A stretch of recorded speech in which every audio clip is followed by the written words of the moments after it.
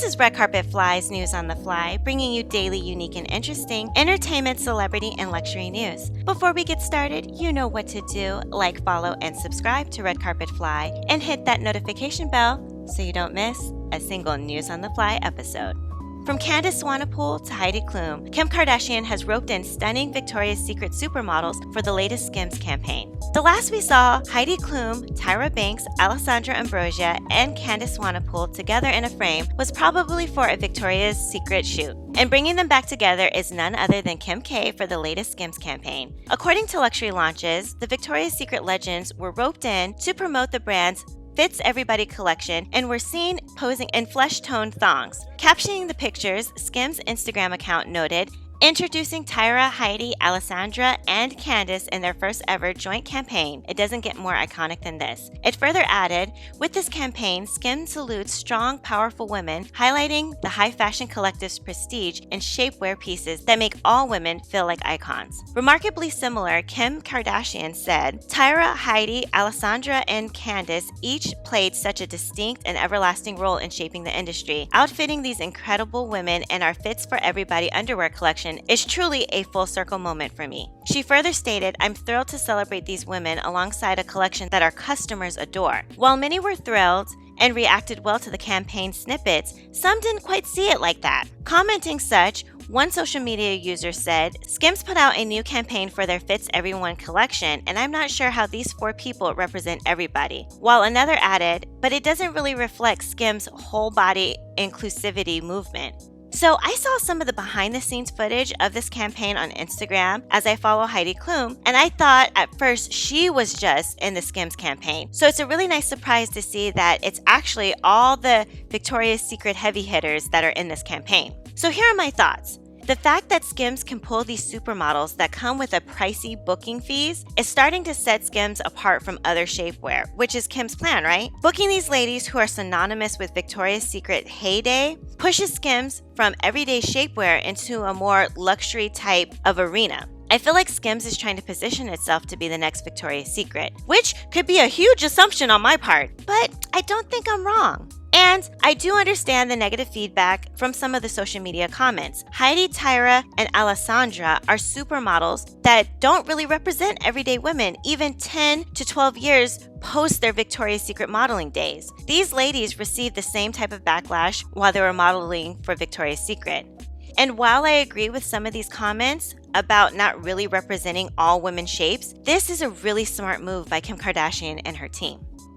Neil Armstrong collected samples of the moon on the 1969 Apollo 11 mission, now are heading to auction. According to the Robb Report, one-of-a-kind pieces of space history are headed to auction this month, and they're poised to make history. The first ever lunar samples collected by astronaut Neil Armstrong will hit the auction block at Bonhams, New York on April 13th. The lot contains 5 aluminum sample stubs, each topped with 10 millimeters of carbon tape containing moon dust from the Apollo 11 mission. More specifically, 4 of the samples were collected by Armstrong, who was the first person to walk on the moon July 20th, 1969. The shimmering particles were originally stored as powdery scoops of dust and rock fragments in contingency sample bags, which have been since opened by NASA and placed atop the hand-numbered stubs. As you'd imagine, the stellar samples are expected to fetch an out-of-this-world price between $800,000 and $1.2 million next Wednesday. To make the samples even more interesting, they were once deemed lost by NASA. In 2005, reports surfaced that Max Arai, a past curator of the Cosmosphere Space Museum in Hutchinson, Kansas, was facing theft and fraud charges for selling items belonging to NASA, a charge which he was later found guilty. The stolen goods were then confiscated and sold to pay damages in a U.S. Marshal auction in 2017. The buyers sent the samples to NASA for IDing and testing. Luckily, they turned out to be the exact bag that had been stolen from the Apollo 11 mission archives, with Dr. Roy Christopherson at NASA confirming the match. After further procedures, NASA was able to retain 5 of the 6 scanning electron microscope sample stubs containing the lunar dust. This marked the first time that the samples were returned to the agency and confirmed them as the only verified moon particles that could legally be sold. Following later testing by lunar expert and geologist Professor Stephen J. Motion in 2022, all of the samples were found to showcase a variety of unique details. However, only 4 of the 5 samples were confirmed by the professor to match the composition and texture of the particles from the Apollo 11 mission. But don't fret, that doesn't make the 5th sample fake. This just suggests that the sampling protocol was different from the orientation and technique from the other samples, explains Moish in a statement. And if you'd like a full report on each sample, Bonhams will supply it upon request. So basically, the dust from the moon is going up for auction, and they are on these aluminum stubs. When I first saw the picture, I thought the aluminum stubs had come from the moon. At any rate, this is a lot of money for some dust. Also, I kind of feel like it shouldn't be up for auction.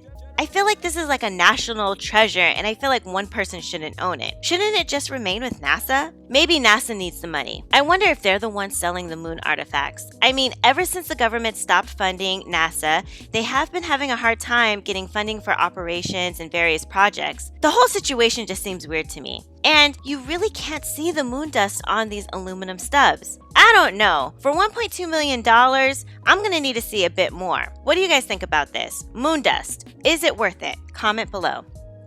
Believe Black women. Serena Williams penned story about how she saved her own life after childbirth. I know my body. According to an article on Gossip, on Tuesday, Elle published a written piece by legendary tennis player Serena Williams about how the 23-time Grand Slam champion saved her own life after giving birth to her first child. It's a story about Black women knowing their own bodies and the medical experts who refuse to believe them. Black women all over the world know this story. In the US, Black women are nearly 3 times more likely to die after childbirth than their white counterparts, William wrote. Many of these deaths are considered by experts to be preventable. Being heard and appropriately treated was the difference between life or death for me. I know the statistics would be different if the medical establishment listened to every Black woman's experience.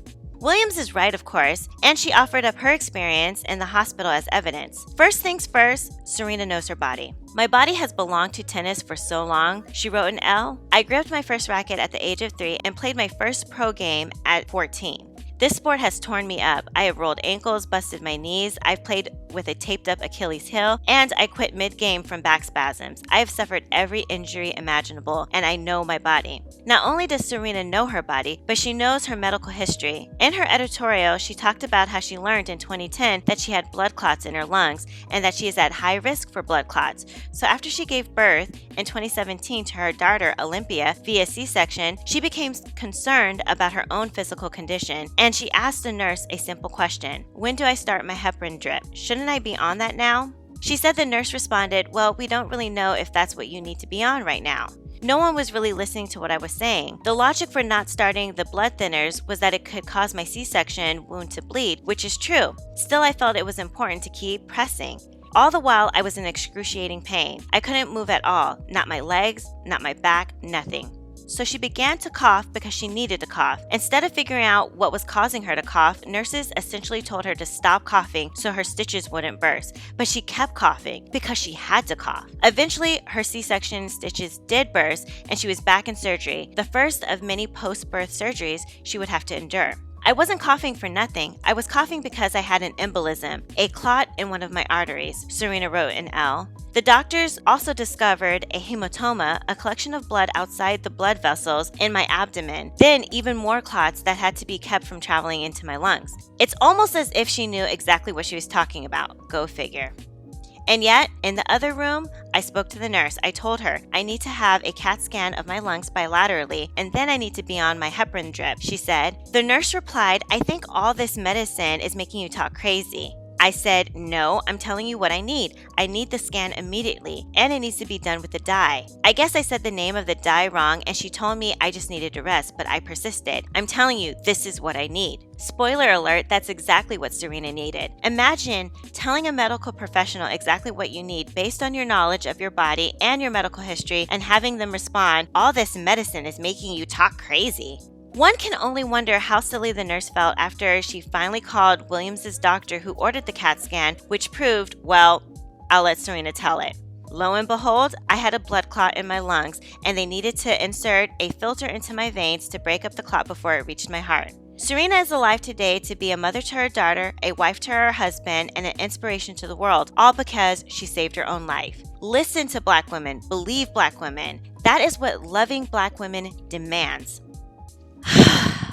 This story is all too familiar, and it doesn't even have to deal with childbirth. Healthcare disparity in regards to race is rampant here in the United States. Imagine being sick with everything that sick comes with and still having to consult on your own healthcare. It sounds crazy. But yet, in order for Black people to receive adequate health care and proper diagnosis, we have to be extra vigilant when regarding our health. And being a Black woman, well, that's damn near impossible, as women's health in general has been neglected for many years and not really taking a foothold in the healthcare community until the 1960s and 70s. So Black women have a double whammy, Black and female. This also leaks into dentistry, where dentists don't administer enough numbing agent or sedatives during tooth extraction. It is a widely known fact that Black people have deeply rooted teeth, more so than other ethnicities, yet we aren't given enough pain medication for the procedure. I have seen so many of my friends and family members come back from root canals looking like they've been in a fight due to all of the pulling and maneuvering to get their teeth out. My dad went to have some dental work done and had to have a tooth removed. And he literally said the dentist was pulling so hard in his mouth to remove the tooth, he was jerking him all around in the dentist chair. Just horrible. Can you imagine the pain he was in days after the tooth was pulled? One side of his face was swollen for a week after that. There's a misconception that Black people are strong and can handle more pain than other ethnicities, and I'm here to tell you that that is a lie. And you think that money or having high status will help alleviate some of this treatment, but it doesn't, or maybe just marginally help, and that's what makes Serena Williams' story so disturbing. A lot of my well-established friends aren't even going to hospitals anymore to have babies. They're going to birthing centers because they feel they will receive better care at these facilities. It's just crazy. And I get so emotional when I talk about these things because it makes me feel a sense of hopelessness sometimes. I mean, not even the rich Black girl could get help? So what does that mean for me? I'm glad Serena Williams advocated for herself, and I encourage all Black people to do the same because we gotta be super proactive about our health. In fact, even if you aren't Black, be an advocate for yourself because you know your body, but especially if you're Black, it goes without saying. Well, that's it for Red Carpet Fly's News on the Fly. Please like, follow, subscribe, and share our YouTube channel, Red Carpet Fly, and also follow us on Instagram and Twitter at Red Carpet Fly. And until tomorrow, always stay fly.